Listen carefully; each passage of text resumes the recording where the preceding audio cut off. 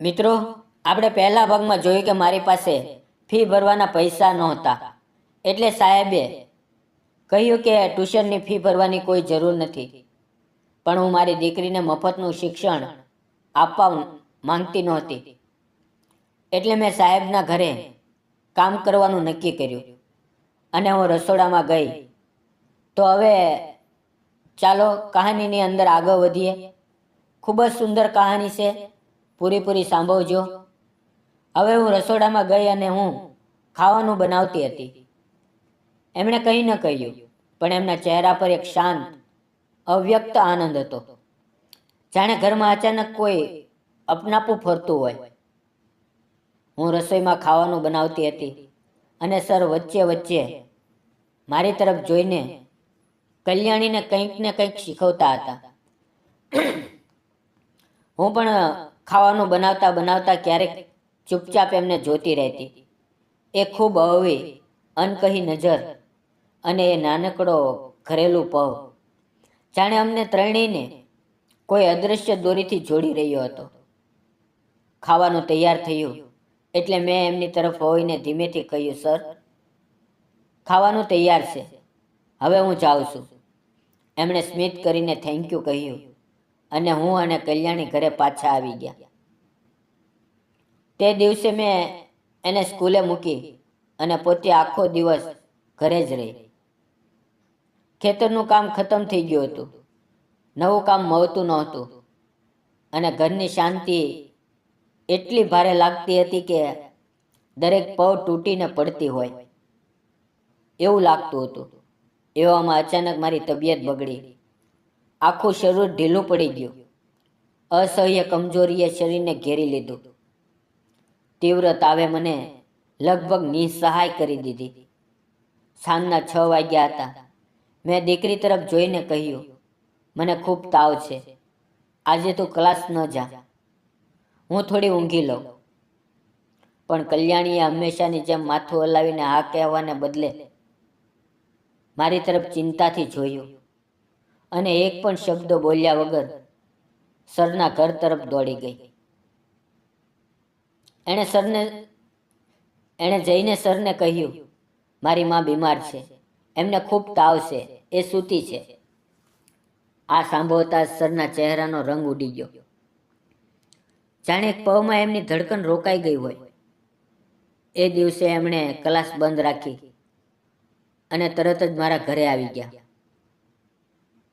હું અંદરથી દરવાજો બંધ કરીને ચાદર ઓઢીને પડી હતી. ટક ટક સાંભળીને મુશ્કેલીથી ઉઠી. વિચાર્યું કે કલ્યાણી હશે, પણ દરવાજો ખોલતા જ સામે સર અને કલ્યાણી ઊભા હતા. એ અંદર આવ્યા અને ચિંતાભર્યા અવાજે બોલ્યા, તમે બીમાર છો? કલ્યાણી કહેતી હતી કે તમને ખૂબ તાવ છે. એ મારી પાસે આવ્યા અને ખૂબ મમતાથી મારા કપા ઉપર હાથ મૂક્યો. એ સ્પર્શ એટલી ગરમાહટ અને એટલી સાચી ચિંતાથી ભરેલો હતો કે એક ક્ષણ માટે મારી શ્વાસ થંભી ગઈ. એમના હાથની એ નરમાઈએ મને ઘણા વર્ષો પછી ફરીથી મમતા અને દેખભાવનો અહેસાસ કરાવ્યો. પણ એમણે તરત જ પોતાનો હાથ પાછો ખેંચી લીધો અને બોલ્યા, અરે, તમને તો ખૂબ જ તાવ છે, ડૉક્ટરને બતાવ્યું? મેં મુશ્કેલીથી ઊભા થઈને બેસતા બેસતા કહ્યું, ના, કાલે જઈશ. એમનો ચહેરો તરત જ કઠોર થઈ ગયો. એમણે પહેલી વાર થોડા સખત અવાજે કહ્યું, ના, કાલે નહીં, હમણાં જ ચાલો હોસ્પિટલ. એમના અવાજમાં ગુસ્સો નહોતો, ફક્ત ગાઢ ચિંતા હતી. હું કંઈ બોલી ન શકી. એમણે મને સહારો આપવા માટે મારી બાહ નીચે પોતાનો હાથ મૂક્યો. એમના હાથની મજબૂતી મારા કમજોર શરીર માટે એક ક્ષણનો એકમાત્ર સહારો બની ગઈ. અમારા નાના ગામમાં એક જ હોસ્પિટલ હતી. સર, હું અને મારી દીકરી, અમે ત્રણેય શાંત રાતના અંધારાને ચીરતા ત્યાં પહોંચ્યા. રસ્તા સુમસામ હતા. હવાની હળવી ઠંડી લહેરો વધી રહી હતી. મારા પગ લથડી રહ્યા હતા. શરીરમાં બિલકુલ જાન નહોતી, પણ સરનો હાથ મારા હાથ પર મજબૂતી પકડીને રાખ્યો હતો. એ પવે મને લાગ્યું કે ક્યારેક કેટલાક અજાણ્યા સંબંધો એટલી ગહેરાઈથી સહારો આપી જાય છે કે પોતાને પણ વિશ્વાસ નથી થતો. હોસ્પિટલ પહોંચ્યો. ડૉક્ટરે મારી તપાસ કરી અને ગંભીર અવાજે કહ્યું, લોહીના કણ ઘણા ઓછા થઈ ગયા છે. તમારે 2-3 દિવસ દાખલ રહેવું પડશે. ઘરે જવું શક્ય નથી. એમના શબ્દો મારા દિલમાં ભાલા જેવા ખૂંચી ગયા. હું કાપતા અવાજે બોલી, ડૉક્ટર સાહેબ, મારી એક નાની દીકરી છે. મારો કોઈ સહારો નથી. હું હોસ્પિટલમાં કેવી રીતે રોકાવ?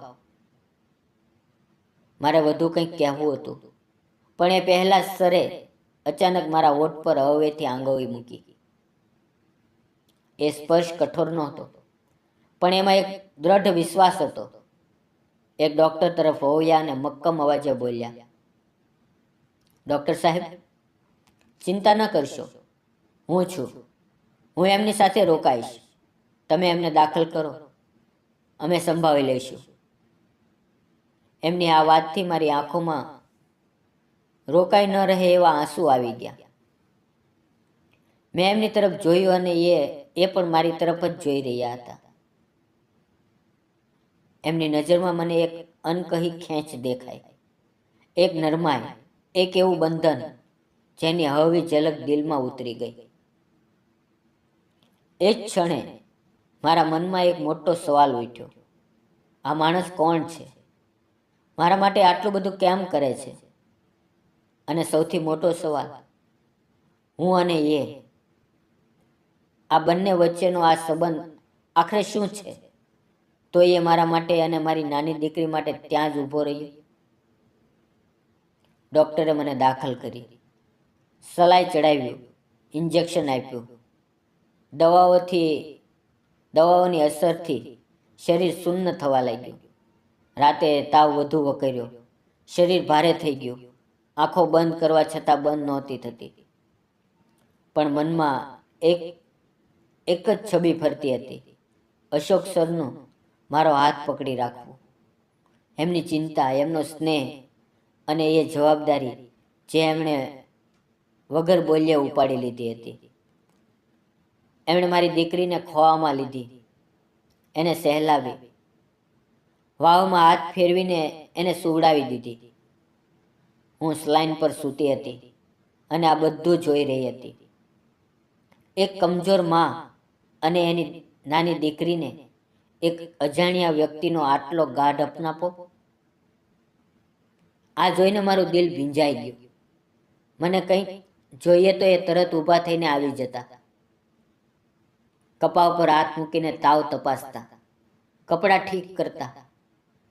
આ બધું મેં ઘણા વર્ષો પછી પહેલીવાર અનુભવ્યું. રાત ક્યારે પસાર થઈ ગઈ ખબર જ ન પડી. સવારે જ્યારે આંખ ખુલી ત્યારે થોડી રાહત લાગી. હાથમાં લાગેલી સલાઈનની બાટલી ખાલી થઈ ગઈ હતી. મેં ઊભા થઈને જોયું તો સર ફર્શ પર સૂતા હતા અને મારી દીકરી એમની બાહોમાં ડૂબેલી માસૂમિયતથી સૂતી હતી, જાણે એને પિતાનો સહારો મળી ગયો હોય. આ દ્રશ્ય જોઈને મારી આંખો ભરાઈ આવી. એ પવ એટલી નરમ, એટલી શાંત હતી કે લાગ્યું સમય ત્યાં જ થંભી ગયો છે. થોડી વારે સર જાગ્યા. મને જોઈને હળવી મુસ્કાન સાથે પૂછ્યું, હવે કેવું લાગે છે? થોડા ઠીક થયા ને? મેં ધીમેથી માથું હલાવીને કહ્યું, હા, હવે ઘણું સારું લાગે છે. એ ઉઠ્યા, બહાર ગયા અને થોડી વારમાં મારી અને બાળકી માટે ચા બ્રેડ લઈને પાછા આવ્યા. એમણે ખૂબ સ્નેહથી મારો કપ પકડાવ્યો અને બાળકીને બીજો આપ્યો. એમના આ વર્તનમાં એવી મમતા છુપાયેલી હતી કે મારું મન ભરાઈ આવ્યું. મુસીબતના સમયે કોઈ અજાણ્યો આટલો ખંભેથી ખંભો મિલાવીને ઊભો રહે, એ આજકાલ ભાગ્યશાળીઓને જ મળે છે. ડૉક્ટર આવ્યા. અને બોલ્યા, હવે હાલત સુધરી રહી છે. આજે આખો દિવસ દાખલ રહેજો. કાલે તબિયત ઠીક રહી તો રજા આપીશું. સરે તરત જ અમારા માટે ખાવાનું મંગાવ્યું. પોતે લઈને આવ્યા અને બોલ્યા, ચિંતા ન કરો, હું થોડી વાર સ્કૂલ જાઉં છું, સાંજે જલ્દી આવી જઈશ. મેં કહ્યું, સર, તકલીફ ન પડે, ન આવો તો પણ ચાલશે. એ મને ગહન નજરે જોઈને બોલ્યા, એવું કેવી રીતે થઈ શકે? હું જરૂર આવીશ. અને એમણે જે હળવી મુસ્કાન આપી એમાં એટલી ગરમાહટ હતી કે મારા બીમાર દિલમાં પણ નવી શક્તિ જાગી ઉઠી. બીજા દિવસે ડૉક્ટરે મને રજા આપી દીધી. સ્કૂલ પૂરી થતાં જ સર પોતે રિક્ષા લઈને હોસ્પિટલ આવ્યા. એમણે કોઈ તકલીફ થવા ન દીધી. બિલ ભરાઈ કર્યું. બિલ મોટું હતું, છતાં એમના ચહેરા પર કઈ ચિંતા નહોતી. બસ એક જવાબદારી, એક સંબંધની ગહનતા અને મારી દેખભાવની લાગણી સ્પષ્ટ દેખાતી હતી. અમે ત્રણેય ઘરે આવ્યા. એ દિવસ પછી મારું રોજિંદુ જીવન ધીમે ધીમે સામાન્ય થવા લાગ્યું. હું ફરીથી ખાવાનું બનાવવા, ઘરનું કામ કરવા લાગી. સર રોજ કલ્યાણીને પૂછતા, તારી મમ્મીની તબિયત કેવી છે? એ વધારે કામ તો નથી કરતી ને? એમનું આ પૂછવું મારા મનમાં એક નરમ લહેર પેદા કરી દેતું. લાગતું કે ઘણા સમય પછી કોઈ મારી સાચી ચિંતા કરે છે. એક દિવસ હું ફરીથી એમના ઘરે ખાવાનું બનાવવા ગઈ. એ બાળકોને ભણાવતા હતા. હું રસોઈમાં હતી. ક્લાસ પૂરો થયો. બાળકો ગયા અને સર ધીમે ધીમે રસોઈ તરફ આવ્યા. મને ખબર જ ન પડી કે મારી પાછળ ઊભા થઈને મને કામ કરતા જોઈ રહ્યા છે. ખાવાની સુગંધ, એમની નજરની નરમાઈ અને મારી અંદર ઉઠતી અજાણી લાગણીઓએ એ વાતાવરણમાં એક અલગ જ જાદુ ભરી દીધો હતો. જેવી હું પાછળ વળી, અમારી નજરો મોવાઈ ગઈ. બંનેના ચહેરા પર ઉભરાતી હળવી મુસ્કાન દિલમાં ઉતરી ગઈ. મેં ધીમા અવાજે કહ્યું, ખાવાનું તૈયાર છે, હું જાઉં છું. હું જવા લાગી ત્યાં તેમણે મારો હાથ ખૂબ હળવેથી પકડી લીધો. એટલો હળવો કે કોઈને ખબર પણ ન પડે. પણ મારું દિલ એક પળમાં ઝડપથી ધડકવા લાગ્યું. મેં ગભરાઈને એમની તરફ જોયું, માથું નીચું કરી દીધું અને શ્વાસ ભરાઈ આવ્યો. એમણે મારી હથેળી હળવેથી ઉપર ઉઠાવી અને બોલ્યા, માધવી, માધવી, મારે તને કંઈક કહેવું છે.